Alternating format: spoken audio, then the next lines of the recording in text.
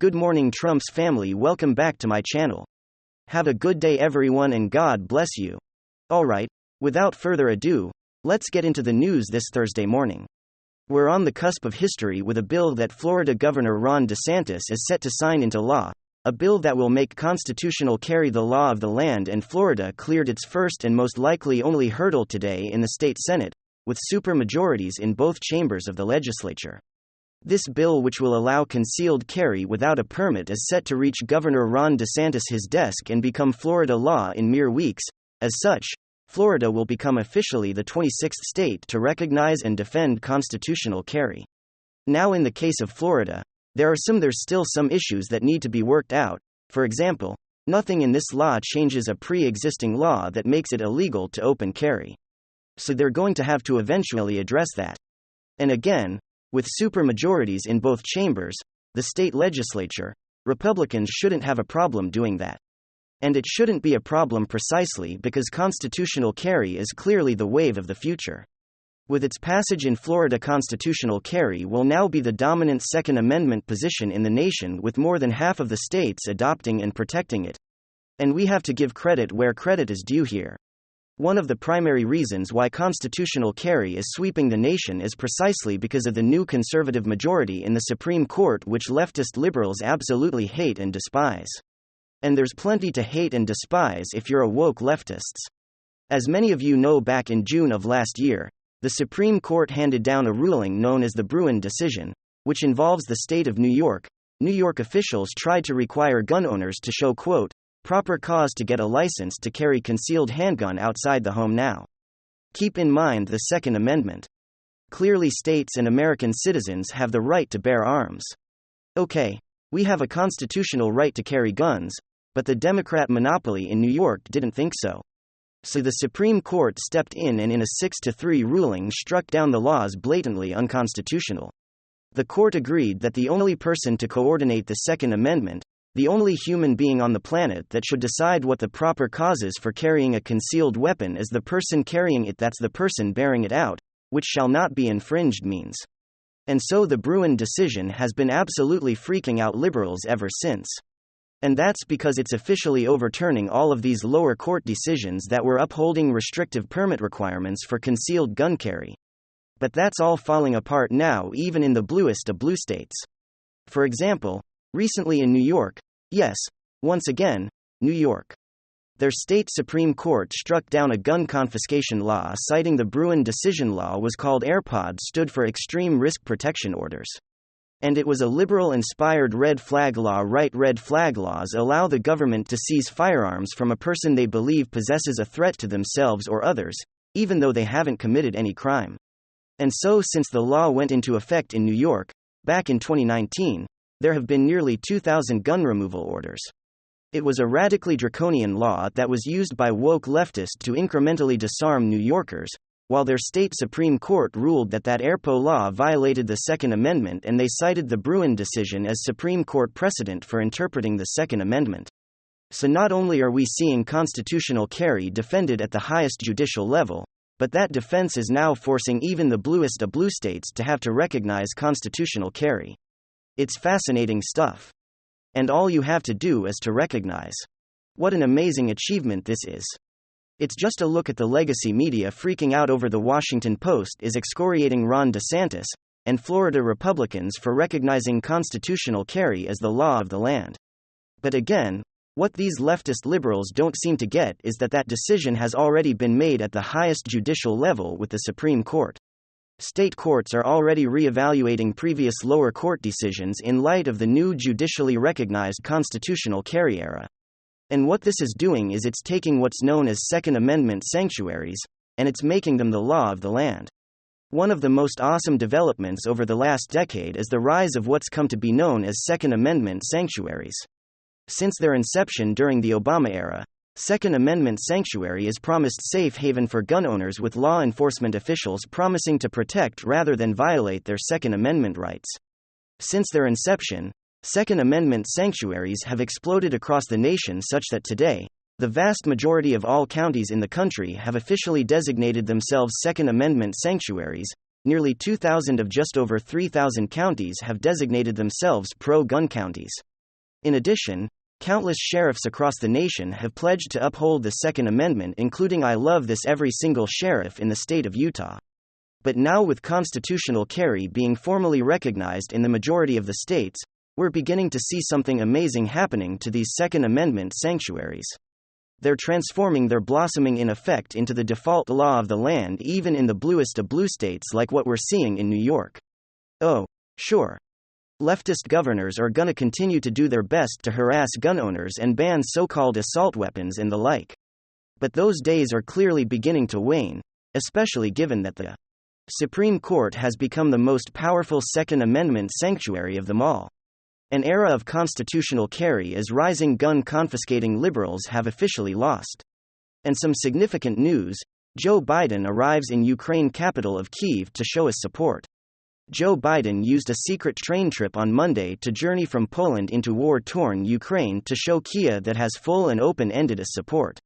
The left-wing administration of Biden will give Ukraine another $500 million in military aid. Biden announced on Monday.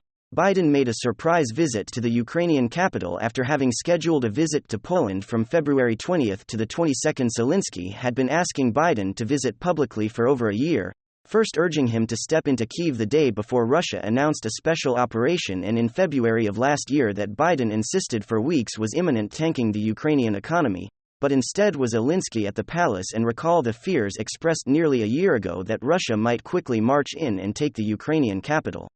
Quote, 1 year later, Kyiv stands by it and said from behind the podium decorated with this and Ukrainian flags, he continues, quote, and Ukraine stands, democracy stands. The American Ukraine visit comes as Biden decides he wants to be seen as well as heard on his first journey to the country since Russian troops invaded on February 24 of 2020. To quote, together with allies, we've committed nearly 700 tanks and 1,000 of armored vehicles, 1,000 artillery systems, more than 2 million rounds of artillery ammunition, more than 50 advanced Rush rocket systems, anti-ship and air defense systems, all to defend Ukraine, Biden said in a joint press conference with the president of Ukraine, Zelensky. It continues, quote, and that doesn't count the other $500 million that we are announcing today and tomorrow.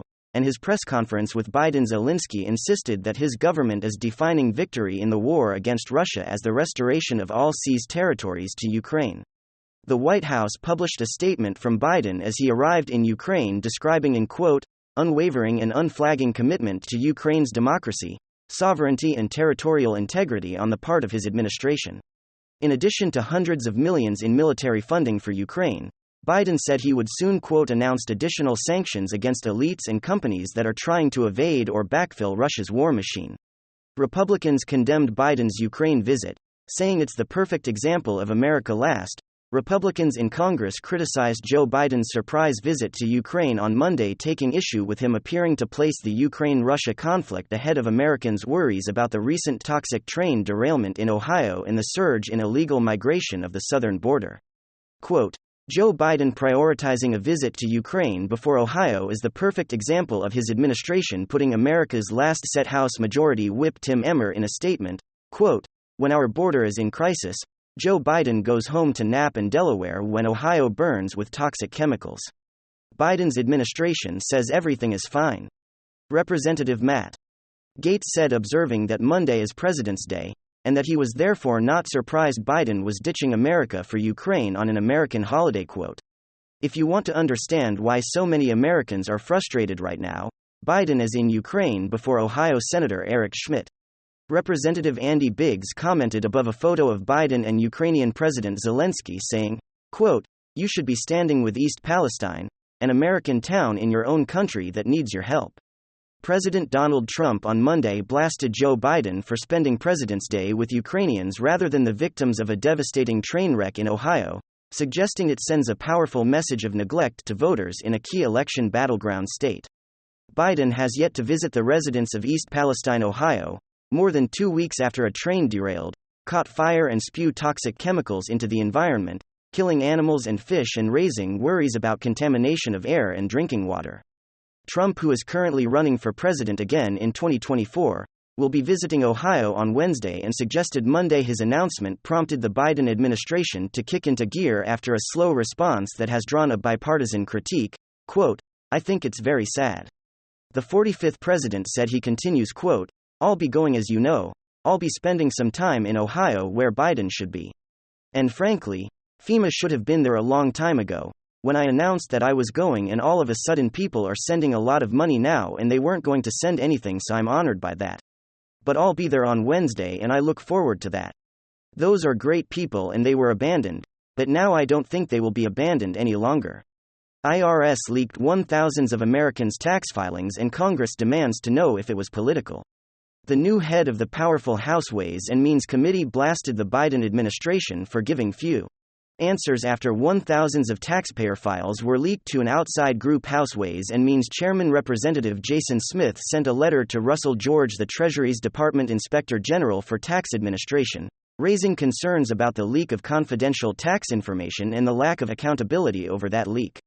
The issue began when the news group ProPublica reported in June of 2021 that it had been given private tax returns for 1,000s of Americans spanning over 15 years from ProPublica. Quote, "Thanks to an analysis from its unprecedented trove of IRS data, ProPublica is revealing the 15 people who reported the most U.S. income on their taxes from 2013 to 2018, along with data for the rest of the top 400. The leak may have had political motives, since it was used to prove, as ProPublica put it, that, quote, the very richest pay lower taxes than the merely rich. Who was responsible and who will be held accountable are now lingering questions." Representative Smith's letter came the same week that Biden's nominee to lead the tax collecting agency took a series of tough questions from the Senate Finance Committee as part of his confirmation process. Janet Yellen said the Treasury Inspector General for Tax Administration would handle the matter, but so far few answers have been released. Hence, as Smith's letter. Quote, "A detailed status of this review is necessary to ensure TIGTA is conducting a comprehensive investigation that will be completed in a timely manner." The letter said and continues, quote, "This leak of taxpayer information cannot be ignored and TIGTA as well as the IRS can be confident the Ways and Means Committee will work tirelessly to ensure accountability. Congress and the American people should not have to wait years to get answers."